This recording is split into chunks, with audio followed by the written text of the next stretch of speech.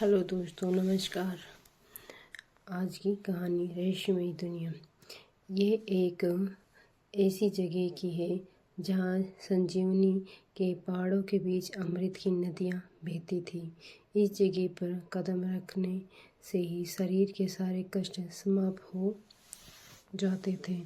ये जगह जितनी खूबसूरत थी उतनी ही रहस्यों से भरी थी। यहाँ इंसानों का कोई अस्तित्व नहीं था।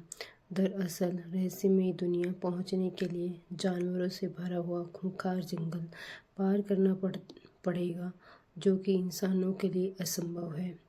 वक्त प्राचीन काल का था, इसलिए तकनीकी का अभाव सबसे बड़ी समस्या थी। रहस्यमयी दुनिया में जाने के लिए पहले भी कई लोग प्रयास कर चुके थे, लेकिन वे आधे रास्ते से आगे कभी नहीं जा पाए। रहस्यमयी दुनिया के सबसे निकट एक गांव था, जहां विशाल नाम का घोड़ सवार रहता था। उसके पिता की मृत्यु हो चुकी थी, तभी से वह अपने घर की जिम्मेदारी संभाल रहा था। विशाल की माँ बीमार रहती है। वह अपनी माँ का बहुत ध्यान रखता है। सुबह से शाम तक घोड़ा गाड़ी चलाकर विशाल अपने और अपनी माँ की रोजी रोटी चलाता था। विशाल एक दिन देर से घर आता है। विशाल की माँ, जो कि काफ़ी देर से उसका इंतज़ार कर रही होती है, उसके आते ही उससे पूछती है, बेटा तुम सारा दिन कहाँ थे? विशाल थोड़ा परेशान होता है। वह अपनी माँ से कहता है, आज आज कोई भी आमदनी नहीं हुई माँ। मैं काफ़ी समय तक सवारी का इंतज़ार करता रहा, इसलिए आने में देर हो गई। विशाल की माँ उसे खाना खाने के लिए कहती है। विशाल भी हाथ पैर धोकर खाना खाने बैठ जाता है, लेकिन जैसे ही विशाल की माँ खाना परोसती है, उसे चक्कर आ जाता है और वे खाने के साथ वहीं गिर जाती है। अपनी माँ को बेसुध होता देख विशाल घबरा जाता है। वह अपनी माँ को तेजी से आवाज़ लगाता है, तुरंत उसके चेहरे पे पानी डालता है और उन्हें उठाने की कोशिश करता है, लेकिन जब वह कोई प्रतिक्रिया नहीं देती तो विशाल अपनी माँ को गोद में उठाकर घर के बाहर ले आता है। घर के बाहर ही सड़क के किनारे वह रिक्शा के लिए आवाज़ लगाने लगता है। तभी एक साइकिल रिक्शा वाला आता है। विशाल रिक्शा लेकर हॉस्पिटल पहुंच जाता है। हॉस्पिटल में विशाल की माँ का इलाज आपातकालीन अवस्था में किया जाता है।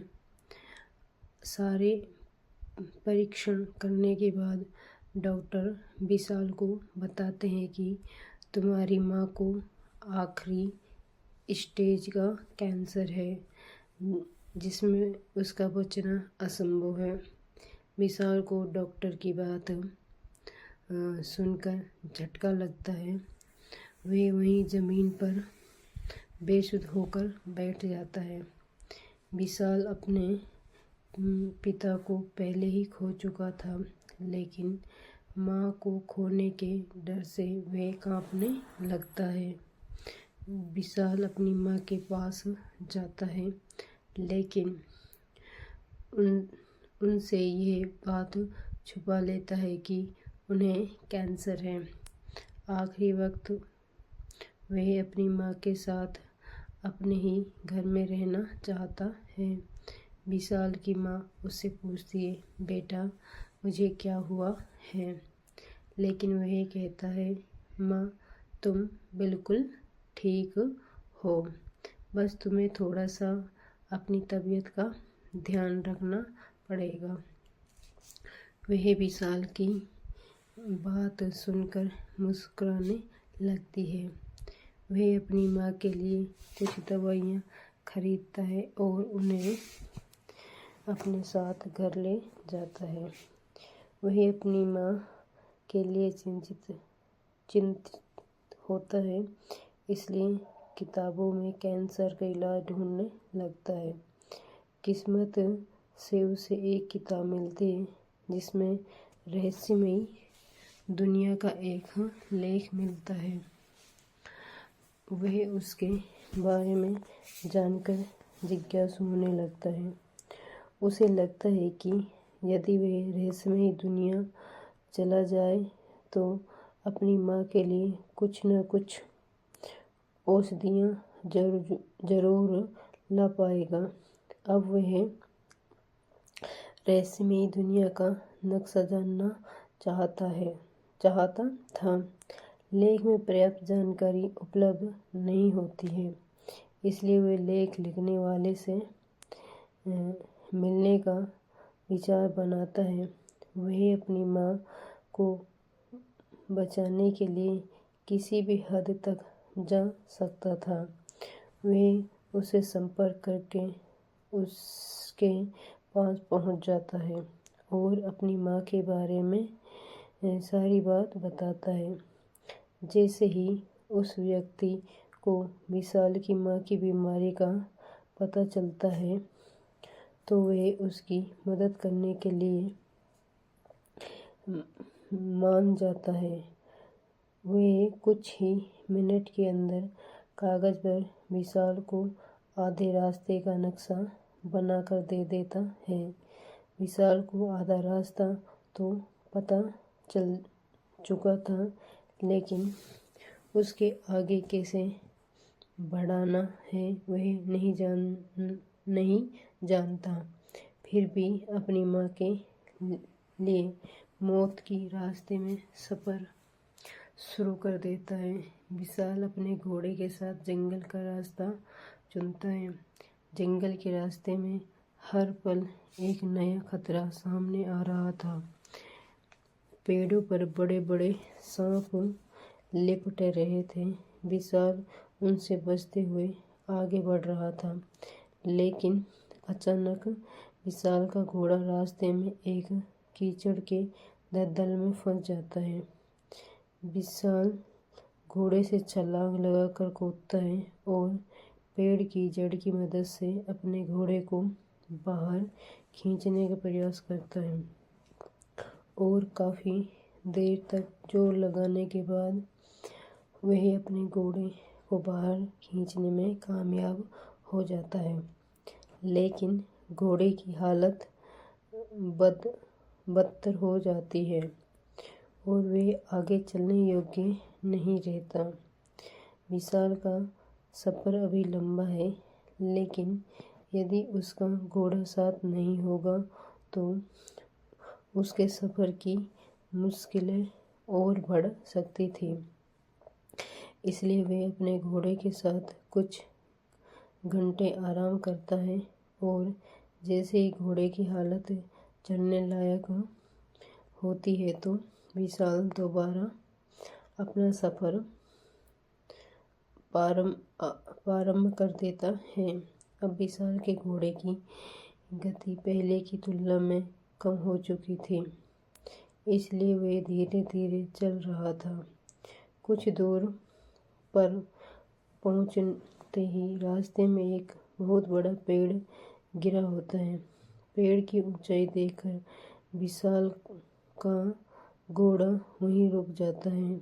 विशाल आगे बढ़ने के लिए अपना रास्ता बदल देता है और जैसे ही वह रास्ता बदलकर थोड़ा आगे पहुंचता है उसे एक गुफा दिखाई देती है। वह अपने घोड़े को बाहर बांधकर गुफा के अंदर प्रवेश कर जाता है। गुफा के चारों तरफ चमगादड़ उल्टे लपटे हुए थे। विशाल के अंदर घुसते ही चमगादड़ हवा में उड़ने लगते हैं।